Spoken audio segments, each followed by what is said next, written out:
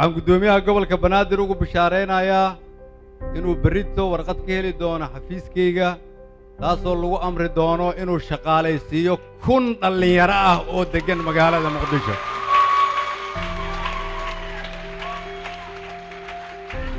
waxaan guddoomiyaha gobolka banaadir ahna duqa magaalada muqdisho ka codsanayaa in shaqadaas yar ee bilowga ah uu u guto sida ugu habboon ay u astaahilaan dhallinyaradana waxaan ka codsanayaa inay u gartaan taasi inay tahay bilow keliya waxaa kaloon idin xasuusinayaa in magaalada muqdisho aanay ahayn dalka Soomaaliyeed inaan sidaasoo kale yeeli doono dawlad goboleed walba haddii la yiraahdo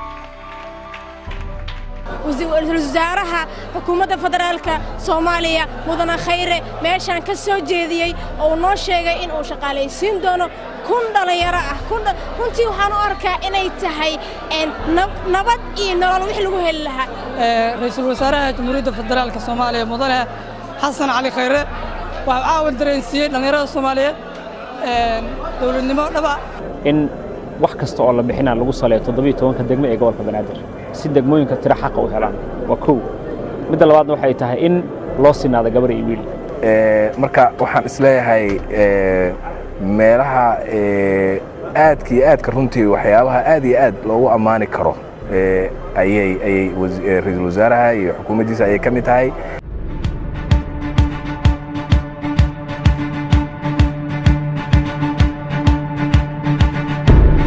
mudanayaal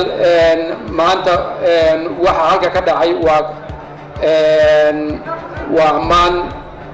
waa sharaf aad u soo hooyeyseen ummaddii aad xilka u qaadeen baarlamaankii 7-8 iyo 9aad ayaa wax badan hawshan ka soo qabtay laakiin nasiib darro kumaysan guulaysanin laakiin adinkoo 6 bilood kali jira ama 7 bilood inaad sharcigii aad nala gorfaysaan nala qaabaysaan kadibna noo ansixisaan aad iyo aad ayaan idinkaga mahadcelinayaa waxaan rabaa mudane guddoomiye in si gaar ah aan kaaga mahadceliya adiga iyo guddoomiyaha labaad sidoo kalena si gaar ah ugu mahadceliyo mudane maxamed sheekh cusmaan jawaari oo runtii si tala odatinimo markaas nala garab taagnaa waxaan filayaa aqalkani sharcigani ahamiyadda uu dalka iyo dadka u leeyahay ayuu garawsaday akhriskii saddexaad wixii ku soo kordhiyeenna waa laynoo akhriyey marka hadda waxaynu u taagannahay cod inaan u qaadno sharcigan ansixintiisa gacantaa taagan runtii annagoo 6 bilood joognay oo dawladduna xukuumaddana ay joogtay 4 bilood in la horgeeyo ay ansixiyaan waxaan leeyahay waxay ka mid tahay guulaha iyo horumarka ee runtii xukuumaddan ay gaartay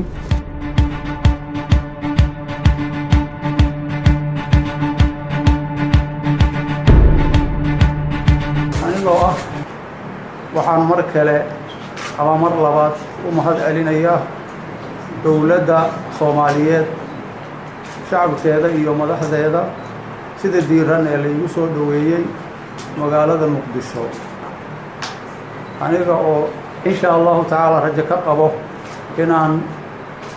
u gogol xaarno nabad waarta wabillahi tawfiiq in maaragtay qof walba oo muwaadina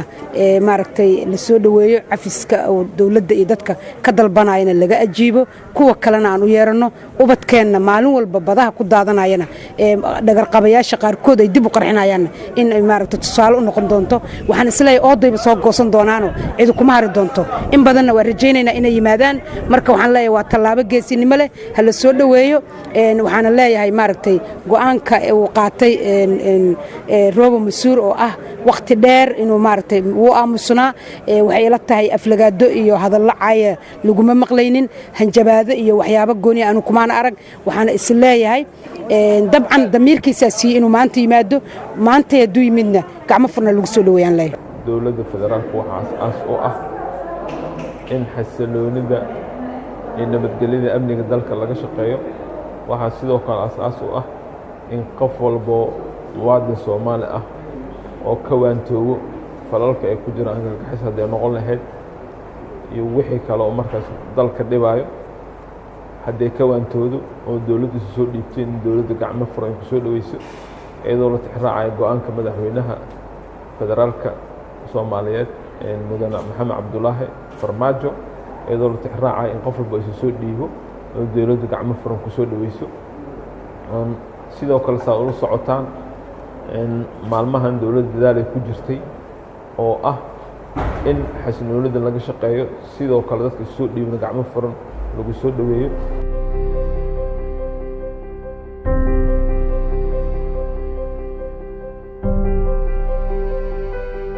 waxaan leeyahay wasaaradda waxbarashada waa wasaarad aad u muhiima carruurteenna in wax la baro waa sida keliya aan ula tartami karno dunida inteeda kale adduunyada sida keliya aan ugu soo laaban karno waa inaan wakhti iyo xoog gelinnaa in carruurteenna wax la baro carruurta wax la baraayana ma aha carruurta xamar joogta keliya wasaaraddu waa inay ogaataa inaanay wasaarad u ahayn dadka xamar jooga laakiin dadka soomaaliyeed oo dhan inaad u tihiin wasaarad dadka soomaaliyeed oo dhan inaad u adeegtaan weliba aad si cadaalad ah ugu adeegtaan guddigan kumeelgaarka ee maamulka ama maareynta deeqaha waxbarashada waa guddi kumeelgaar ah oo ka kooban 9 xubnood waxay ka kala yimaadeen bulshada rayidka ah aqalka sare aqalka golaha shacabka iyo wasaaradda marka intaasoo la isku daray ayaa horta guddigan afqoom gareey guddiga laba arrimood ayaa ma arkaysaa muhiim u ah aan ka rabnaa kow inay nala hubiyaan deeqahan meesha ka imaanayaan iyo tiradooda talabaad waxaa waaye wixii in si cadaalad leh loo maamulay oo shuruudihii la degsaday oo wasaaradda waxbarashada ay dejisay la raacay iyo ardaydii xaqa u heshay oo ku guulaysatay deeqihii waxbarashada in maxaan kuu sheegaa ay meeshii loogu talagelay aadeen guddigan waxaa loo asaasay inuu korjoogo ka noqdo waxbarashada deeqaha Soomaaliya yimaada si arday walba oo Soomaali oo xaq leh uu helo waxbarashadii uu u soo dadaalay inuu helo scholarship-ka waxaanu helnay deeq waxbarasho oo maanta aan aad u mahadcelinayna dowladda federaalka Soomaaliya gaar ahaan wasaaraddan isku hawshay wasaaradda waxbarashada iyo tacliinta sare oo iyada barnaamijkan hadba taabagelinta iyo maarta kafarxidinka iyo maarta waxyaabaha ku aadan in ay dhiirigelisa ardayda sare ee dugsiyada sare ka soo qalin jebinaysa aad baan u mahadcelinayaa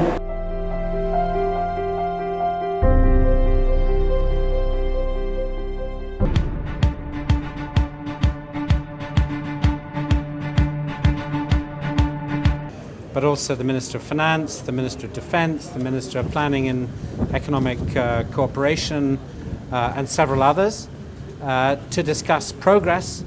and the partnership between the government and the international community. wuxuuna daba socday shirkii May oo ugu yeeray safiirada iyo saaxiibada adduunka ee Soomaaliya gacanta siiya aan waxay ahayd in la isweydiiyo meesha wixii soo qabsoomay 3 bilood la soo dhaafay iyo meesha loo socdo iyo waxaan uga baahanahay wadamada caalamka waxyaalaha laga hadlay waxaa kamid ah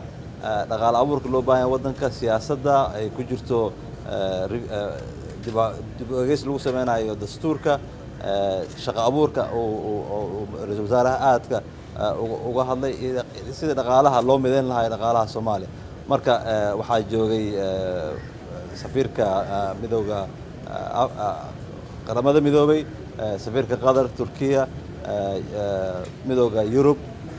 iyo kuwa kale oo nooga soo qayb galay marka shirkana si fiican ayuu ku dhacay si waaxi oo furana waa loo wada hadlay oo ra'iisul wasaaraha iyo beesha caalamka oo gacanta nasiisa